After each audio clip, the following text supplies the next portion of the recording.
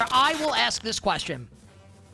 Is 17.5 not a big enough point spread as the Ravens host DTR and the Browns?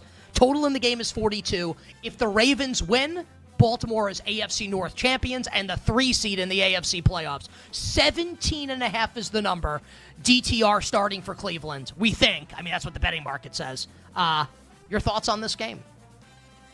I'll tell you what. It's not a big enough number for me to take the 17.5. Now, that doesn't necessarily mean I want to lay that with Baltimore, but I would never bet the Cleveland Browns. Like, Denzel Ward, he might not play in this game. I know he left the game yesterday with an injury. Obviously, David Njoku's dealing with an injury. He didn't play yesterday. You have banged-up offensive line for Cleveland. The Browns are incentivized to lose. They're one of those teams, like, the front office is very analytically driven. They're openly and all that stuff. tanking. They're the one team that's openly tanking. Like, the Patriots are losing because they're incompetent. Yes. But that's the not Browns, what's happening here. The Browns are actively playing the worst quarterback. Like, Jameis is 100% better than DTR. And yeah, Jameis has his bad moments, but you can function with Jameis. DTR is a UFL quarterback. Bailey Zappi's better than DTR. Like, DTR should be playing in the spring league. Like, honestly, just to get reps against like-minded competition. Like, I think that's what he should be doing. But now here he is. I mean, it's the facts. I mean, we watched the games. Like, the guy had 3 intentional grounding penalties yesterday. Like, do you even know the rules? Like, what are we doing? And I'm not going to take the points with that level of quarterback, but also I'm curious to see, like, if Baltimore, let's say they're up 21 in the fourth quarter, do they start pulling guys? Because at that point, you're looking at this thing. It's DTR. Yeah, DTR is the quarterback. No, they're not scoring. It's not a functional offense. Just lay it or don't play it. It is a lay it or don't play it. Honestly, I would need 24.5 to consider betting the Browns. I would need another touchdown to bet the Browns in this game. It's Ravens or pass. It's never Cleveland. I think it's a pass for me. I think I'm just going to pass the game. Ravens win the division, correct? Oh, yeah. Under. 31-3? 34-0, something like that. Yeah. Here's the question if you want to bet the total. Are the Ravens scoring 43? Bengals and the Steelers in the nightcap. Obviously a massive game. So Cincy wins and the Bengals' playoff hopes remain alive. If Pittsburgh wins and Baltimore loses, the Steelers win the AFC North. But we think Baltimore's going to win, right? If Pittsburgh wins, the Steelers are the 5 seed. So just because Baltimore wins, this is still a really important game for the Steelers. Yes. Because winning and losing is the difference between going to Baltimore on Wild Card Weekend or going to Houston. So no matter what happens in the first game, the Steelers are going all out to win. So again, if Baltimore wins, they're 17.5-point favorites. Pittsburgh wins, the Steelers are the 5 and go on the road to Houston Wild Card Weekend. So both of these teams are going all out trying to win. Femi, the Bengals are in between a 2.5 and a 3-point road favorite at the Steelers, who have lost 3 straight. The total is 48.5.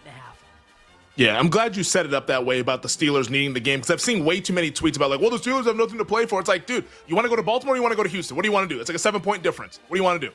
It's ridiculous. The Steelers are definitely gunning for this game, which means I'm treating this like this is a playoff game. So for me, my bet, I bet the total. I've not bet the side yet. I'm still working out the side. For me, with the total, I actually bet it to the under, which is a little bit scary given how Cincinnati typically plays their games. I know their offense is obviously electric, their defense not so much, but I think it's more of a fade of the Steelers' offense. I think the Steelers' offense, and if they are having some success, they're going to look to try to play keep away from Joe Burrow and that offense. So I can see them slowing down the tempo, milking the clock a little bit if they are able to move the chains. So I like this to go under. It feels like one of those closer playoff games from a scoring standpoint. It's not going to be high flying, especially it's outdoors in Pittsburgh at night. That's going to be a type of under game.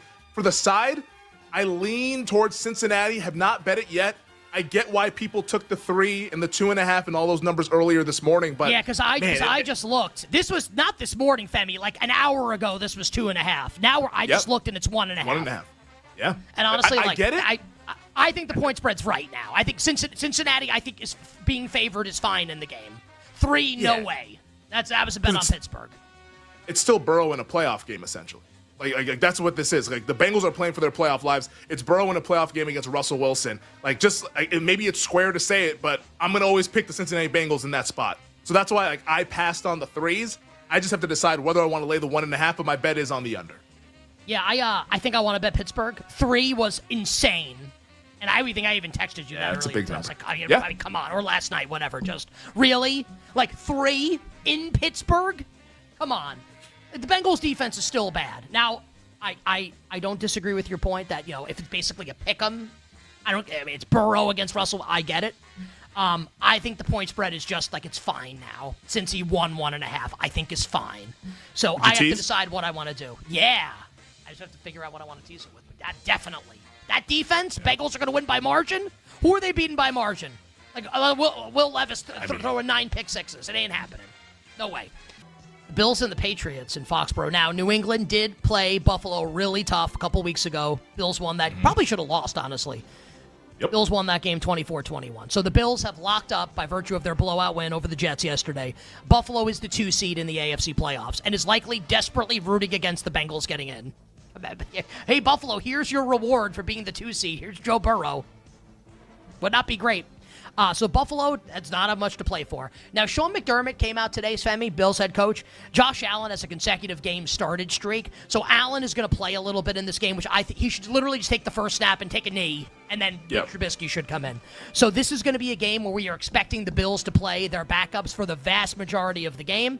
And as such, we have a point spread here of Bills in between 2.5 and 3, favored on the road at New England, 38.5 the total. Patriots head coach Gerard Mayo, who's one of the dumbest people apparently on the planet, saying all options are on the table, potentially including maybe benching Drake May.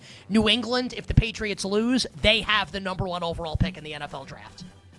Yeah, 100%. And that makes it, to me, an interesting dynamic. I don't think Buffalo's ever thinking about that. Should we try to lose this game so that New England can't get the top overall pick?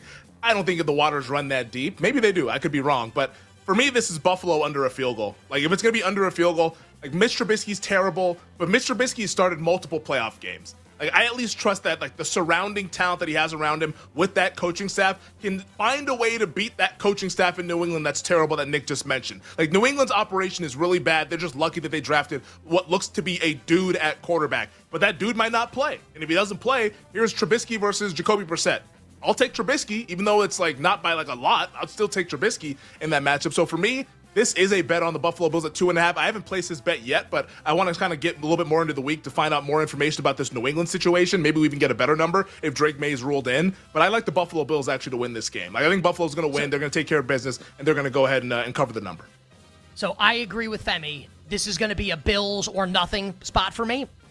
Let's acquire more information a little later in the week. No need to rush and bet this yet. Nope. Well, I guess if you think that May's not going to play, the point spread's going to go up, obviously. What do you think? I don't think he's playing. My gut says he's not playing. I think they're trying to get that number 1 pick. I think they're really stupid and he's going to play. But they have the excuse with the concussion. I guess he's not in the protocol, but they could just say that they want to protect him. I don't know. All right, so maybe I'll put a small bet on Buffalo just to have something. But that's where we're at. Not the worst idea. I think we both like Buffalo as it stands right now in this game against the Patriots.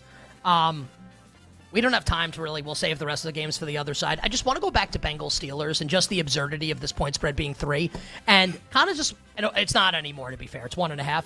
Mm-hmm. I kind of feel like a fraud myself here as someone who's bet against the Bengals on Saturday. I feel like I should just bet the Steelers in the game. But it does make me nervous. It's Burrow in a playoff game, right, against Russell. Yeah. I guess you could say last week, though, Burrow against Nixon in a playoff game, Broncos easily could have won. But they didn't. That's the thing. In these playoff games, who do you want to go to war with? Feels like a pretty easy option in the Joe Burrow's camp for me, at least.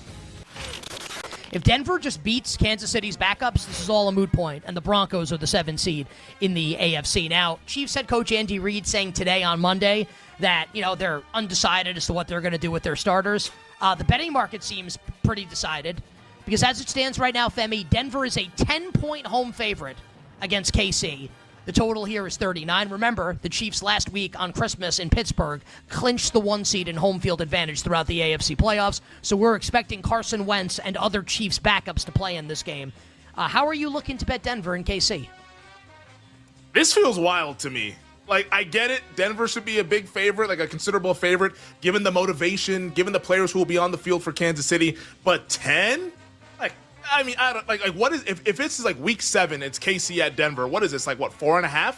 or 3.5 or something like that. Now we're all the way out to 10. I get Mahomes is great, and he probably means more to his team than any other player means to their team. But like, man, like the Chiefs, they can't rest everybody. This isn't the preseason. There's going to be starting players on the field, and Bo Nix, as a rookie, laying this kind of points in a must-win game, I'm going to push back against that. I'm going to take the 10. I haven't bet this yet because I'm almost assuming that we're going to get another bump when Andy Reid officially rules out Patrick Mahomes. Like, I think we're going to get to 10.5, maybe even 11. So I'm going to sit here and wait and go ahead and take the best Chiefs number as possible because Carson Wentz, by the way, started a lot of football, and yeah, he's not good, but to give him this many points against his Broncos team, that's way too big of an overreaction. It's going to be KC for me.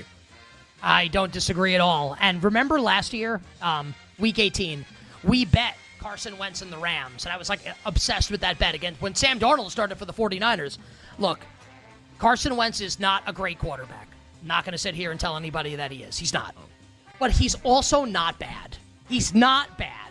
He isn't. Like, he could start for a couple teams right now in the NFL. Like, second overall pick was going to maybe be the MVP of the league the year he got hurt, and then Nick Foles won the Super Bowl with the Eagles.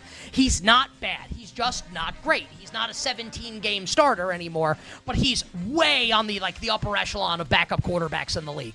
And he has the best head coach.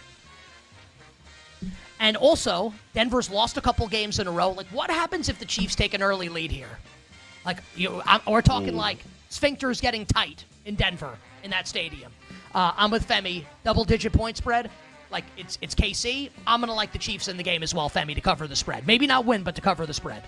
Yeah, and one last thing for me real quick here is that, like, Carson Wentz is very incentivized to play well. Like, he's playing for his NFL career pretty much in this game. Like, if he plays poorly and he looks like crap, it's probably see you later, done. We're never going to see Wentz again. So I think Wentz is going to try to go out there and play the best game possible. And I think Andy Reid will go ahead and do him a favor and put a decent game plan together. So, yeah, this is just way too much for me. It'll be Kansas City. We're going to go ahead and wait. Hopefully get an even bigger number as people continue to bet Denver. Couple more games for us here. Magnificent Football Monday. Costos, Femi, the crew, and you. Week 18 on the radar in the NFL, in the AFC. All right, Chargers and the Raiders in Las Vegas. So remember what we said about the Steelers-Bengals game in the last segment. If Pittsburgh wins, the Chargers are the 6th seed. Like, it's a done deal. Chargers are the 6. If the Steelers win, which would mean the Chargers have nothing to play for.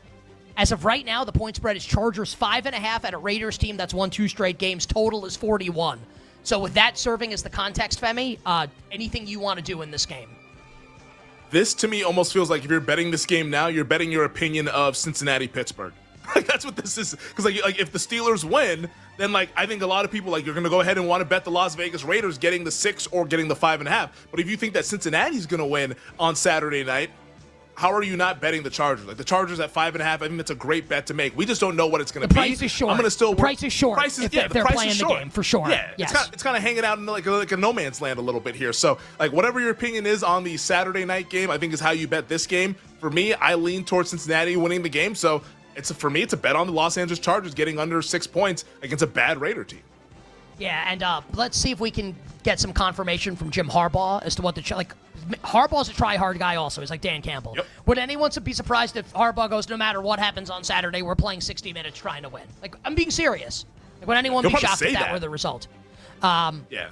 I'm with Fem. Like, if the Chargers have something to play for here, this point spread can't be under 6. It has to be more than that. So, kind of like more shall be revealed. We'll talk more about this game later in the week, but let's close. Dolphins and the Jets.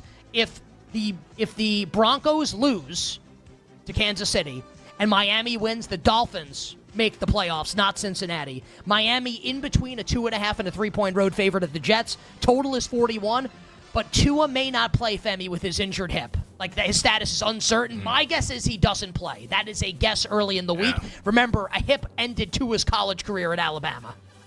Yeah, and Mike McDaniel, like, specifically said that, like, hey, like, we don't think he can protect himself with his hip injury because obviously Tua has the documented history with the concussions. But my thing with this game is that, like, who are the Jets going to start? I know Rodgers has that 500 touchdown milestone that he wants to go ahead and get. Rodgers is playing. You think it's, like, the whole game? Yes. I mean, unless they're getting killed and he takes himself out, yes. Yeah.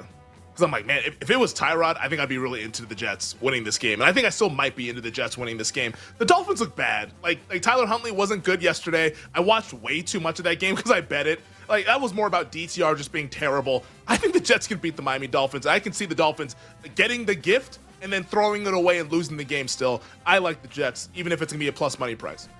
Yeah, we talked about potential teaser legs this weekend. Does a Steelers-Jets teaser lose? Tyler Huntley plays for Miami. No. I don't think it does. I can't wait. So we're off Wednesday. We're going to come out of the shoot on Thursday and do a ton on these games when we have more information, and I can't wait to talk about that.